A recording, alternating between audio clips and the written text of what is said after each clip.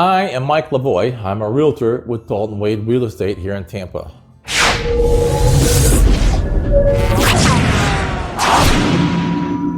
My wife Paula and I work with buyers and sellers throughout the entire Tampa Bay area.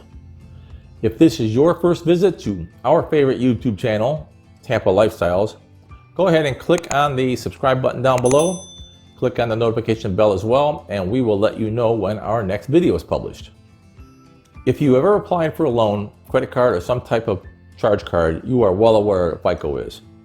FICO is the credit scoring model created by Fair Isaac that is used by most lenders to determine if a person is creditworthy.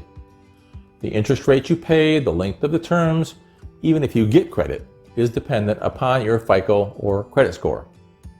Well, the creator is getting ready to release a new version of the reporting service they're calling FICO 10T. The new version should be ready for release sometime in mid to late 2020 and is projected to affect millions of borrowers.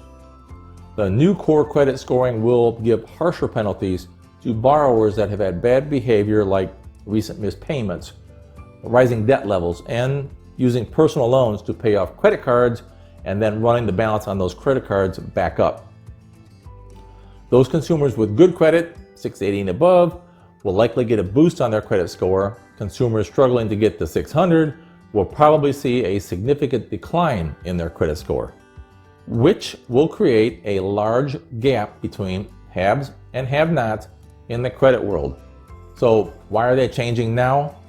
Well, in short, over the last several years, Fair Isaac has been working to provide better credit scores to individuals, in particular those people who might have fallen through the cracks, like those that pay cash for their purchases.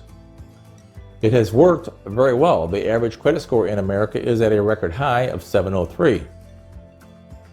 Lenders are becoming concerned that some consumers are getting back into credit trouble. Some of the issues borrowers have had in the past are now off their record, leaving lenders in the dark about real risk.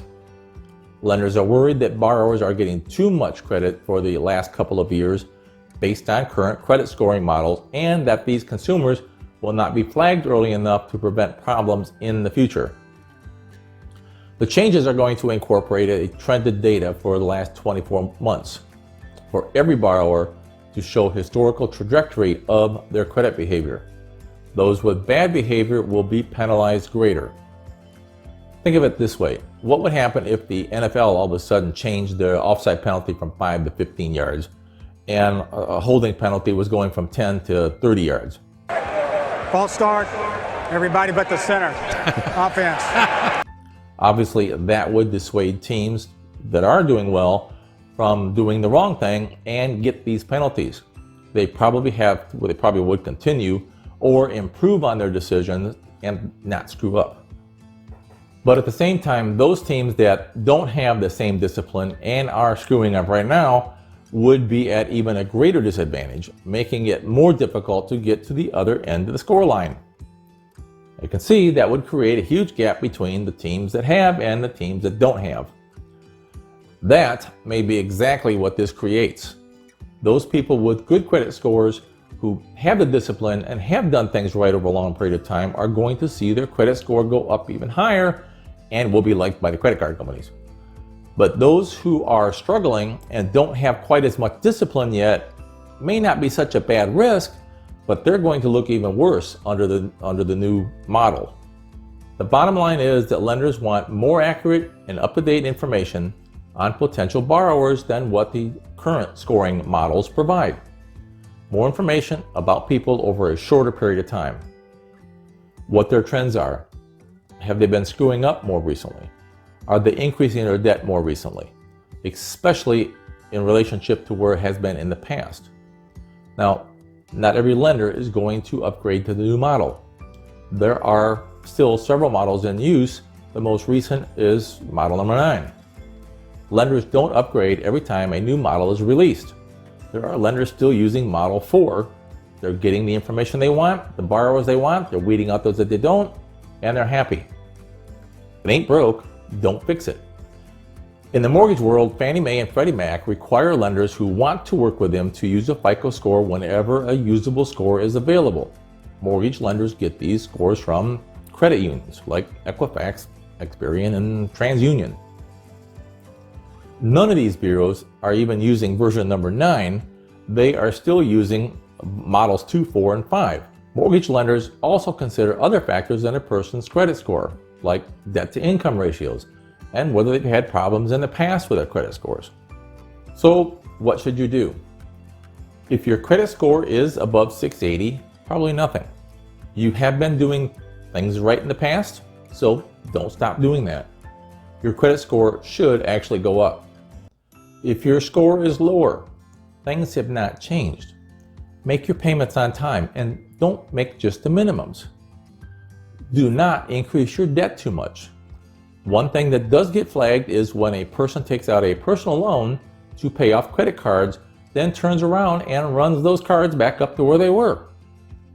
Probably the biggest piece of the system is utilization. Maintaining less than 30% of your limit is rewarded.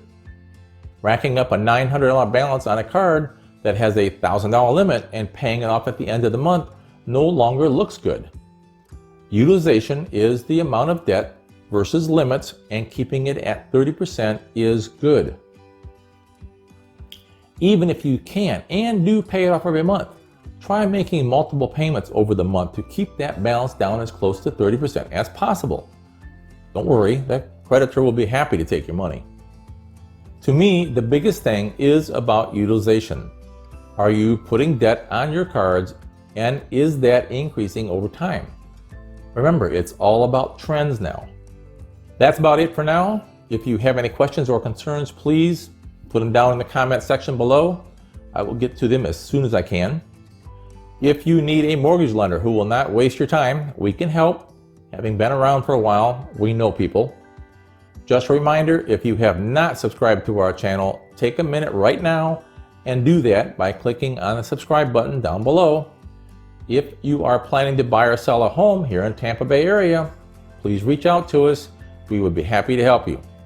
Thanks for listening. We hope you have a great day.